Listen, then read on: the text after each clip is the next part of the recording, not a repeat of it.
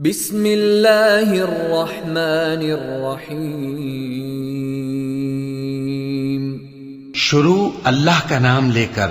جو بڑا مہربان نہایت رحم والا ہے۔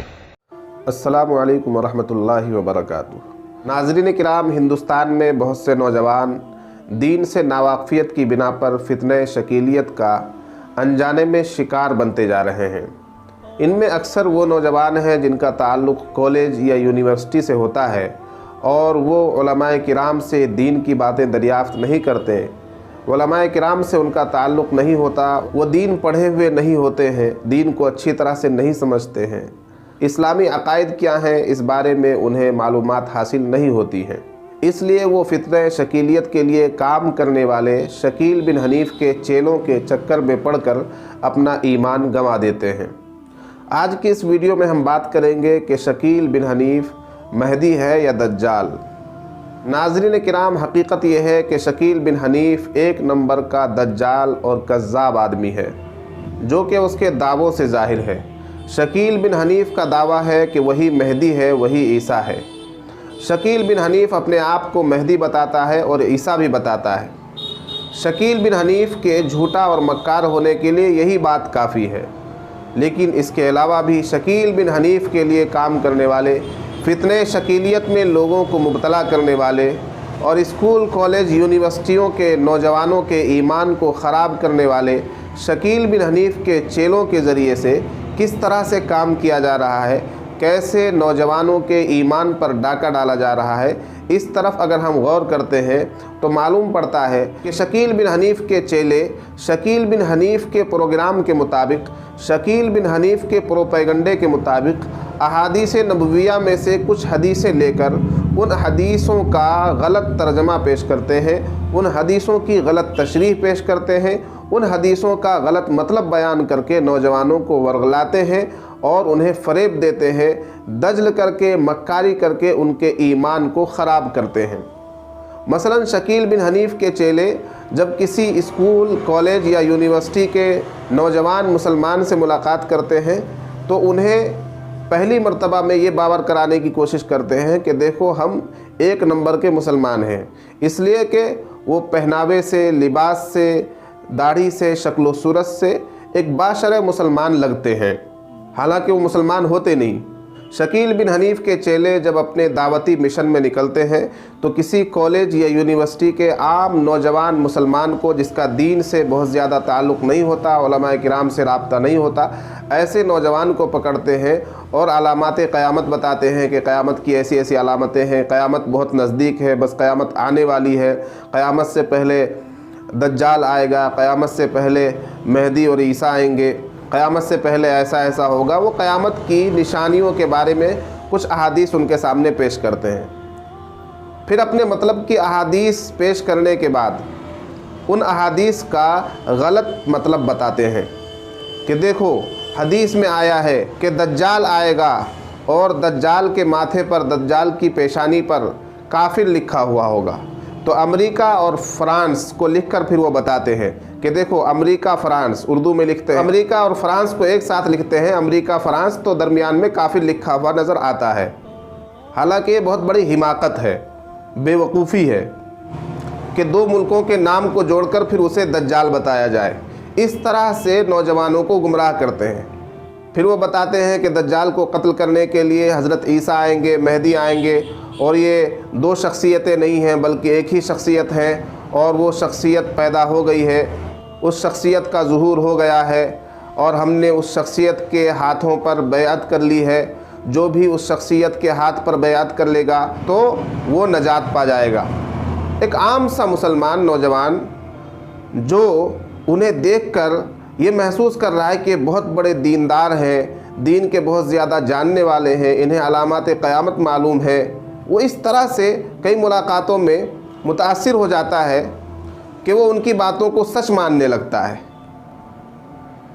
جب وہ نوجوان ان کے فریب میں آ جاتا ہے، پھر اسے صوبے کے امیر کے پاس بھیجا جاتا ہے، پھر آخر میں اس کو شکیل بن حنیف کے پاس بھیجا جاتا ہے بیعت لینے کے لیے۔ تو یہ ایک پورا فتنہ شکیلیت کا سسٹم ہے جس میں کچھ نوجوان پھنس گئے ہیں اور کچھ نوجوان پھنس رہے ہیں۔ حالانکہ یہ فتنہ بہت زیادہ عام نہیں ہوا، اس لیے کہ لوگوں میں بیداری ہے، واقفیت ہے، اور اکثر لوگوں کے ہاتھوں میں موبائل ہے، سوشل میڈیا ہے، علماء کرام سے رابطہ ہے۔ کچھ نوجوان ان کے جھانسے میں آ جاتے ہیں، پھر یہ اپنی بیعت میں یہ عہد بھی لیتے ہیں کہ بھائی موبائل نہیں رکھنا ہے۔ موبائل کو یہ لوگ فتنہ بتاتے ہیں، اس لیے کہ موبائل رکھے گا تو موبائل میں صحیح باتیں معلوم ہو جائیں گی، علماء کرام سے رابطہ ہو جائے گا، علماء کرام کے بیانات سننے کو مل جائیں گے، حضرت عیسیٰ علیہ السلام اور حضرت مہدی رضی اللہ عنہ کی جو حقیقت ہے، جو احادیث سے ثابت ہے، وہ باتیں سننے کو مل جائیں گی۔ تو کہیں ایسا نہ ہو کہ انہیں ہماری اصلیت کا پتہ چل جائے، اس لیے موبائل کو فتنہ بتا کر اسے موبائل سے بھی دور رکھتے ہیں۔ تو شکیل بن حنیف اور اس کے ماننے والے کتنے بڑے کذاب ہیں، دجال ہیں، کہ حدیث کا غلط مطلب بتا کر وہ لوگوں کو گمراہ کر رہے ہیں۔ ایسے ہی لوگوں کے بارے میں آخری نبی حضرت محمد صلی اللہ علیہ وسلم نے فرمایا تھا، عن ابی ہریرہ رضی اللہ عنہ قال قال رسول اللہ صلی اللہ علیہ وسلم یکون فی آخر الزمان دجالون کذابون یأتونکم من الاحادیث بما لم تسمعوا انتم ولا آباؤکم فإیاکم وإیاہم لا یضلونکم ولا یفتنونکم،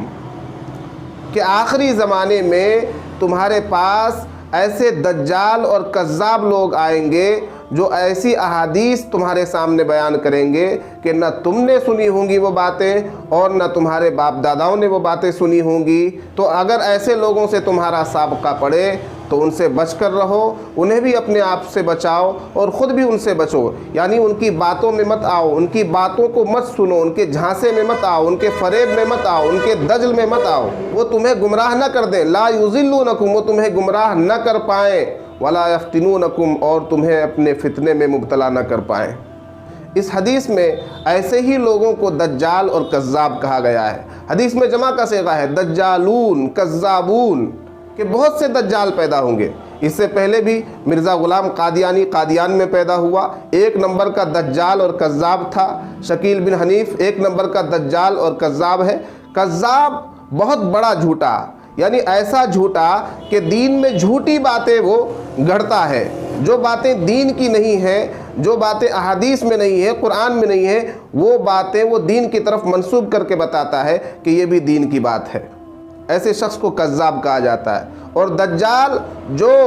دین کی بات کو توڑ مروڑ کر، قرآن کی آیت کو توڑ مروڑ کر، حدیث کو اپنے مطلب کے مطابق من گھڑت مطلب نکال کر، حدیث کا الٹا مطلب بتا کر لوگوں کو گمراہ کرے، ایسے شخص کو دجال کہا جاتا ہے۔ تو دجالون جمع کا صیغہ ہے کہ ایک شخص نہیں ہوگا بلکہ بہت سارے لوگ آئیں گے جو دجل کریں گے، فریب کریں گے، کذب سے کام لیں گے، گمراہی پھیلائیں گے، فتنے پھیلائیں گے، لوگوں کے ایمان کو خراب کریں گے۔ انہی میں سے ایک شخص شکیل بن حنیف ہے۔ حضرت مہدی رضی اللہ عنہ اور حضرت عیسیٰ علیہ السلام کی آمد کی واضح نشانیاں احادیث کے اندر موجود ہیں۔ حضرت عیسیٰ علیہ السلام کے بارے میں ہے کہ ان کا نزول ہوگا، دمشق کی جامع مسجد میں ان کا نزول ہوگا،